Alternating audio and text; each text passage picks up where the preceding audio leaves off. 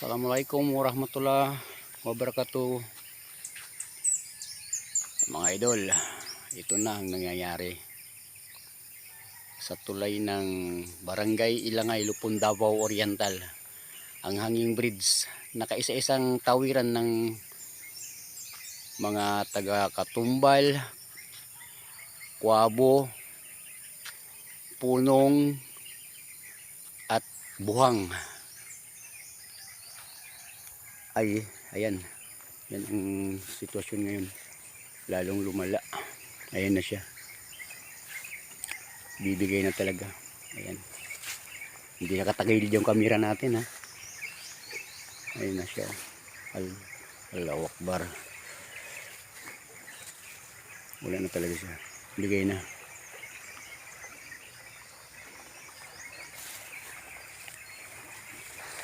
At yung bahay dito, guys, ayan, nawala na talaga.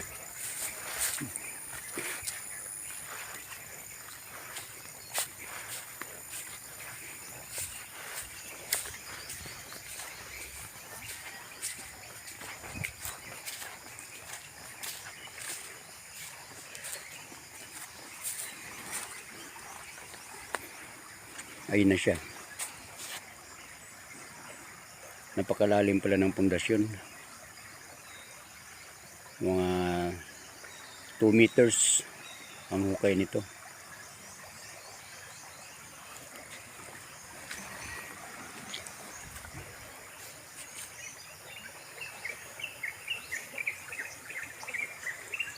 Ayan na itsura ng tuloy.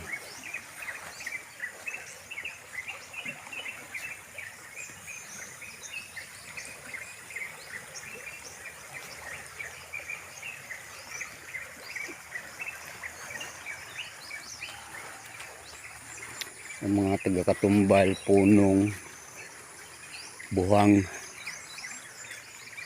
Tibaon ay wala na silang madadaanan dito.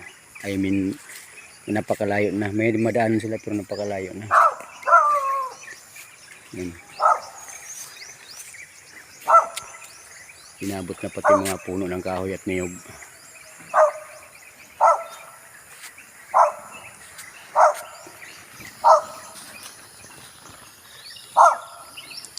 Yan na lang ang nailipat ni Lulong, yung inupuan ni Lulong, yung kusina.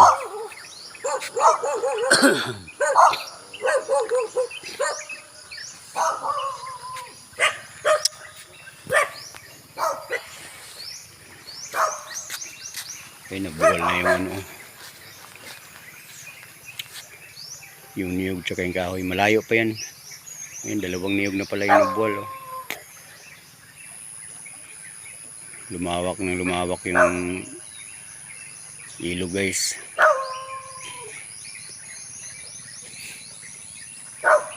Itong kahoy na ito, malapit na rin, oh.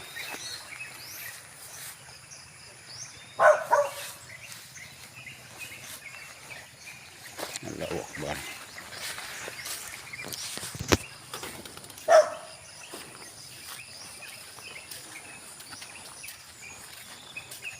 Wala na talaga, hindi na siya maisip o kailangan talaga siya baguhin, sirain ng tuluyan.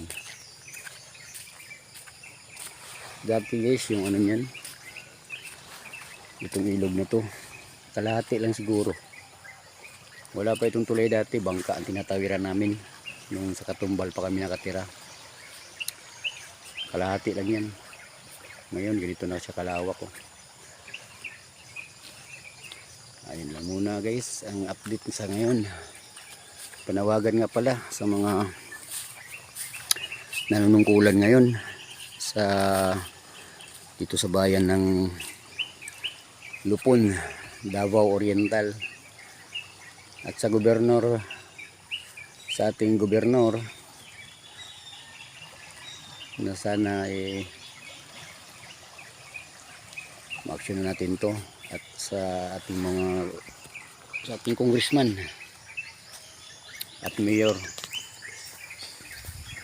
Napaka-importante ang tulay na ito, mga sir, kasi ito talaga yung pinakapangunahing dinadaanan o tawiran ng mga taga kabilang ibayo, tulad ng Katumbal, Punong, Barangay Santo Niño, Katumbal, San Isidro, Punong, Buhang, at ang taga Tibaon. Ayan lang muna sa ngayon guys. Magandang umaga sa inyong lahat. Assalamualaikum warahmatullahi wabarakatuh.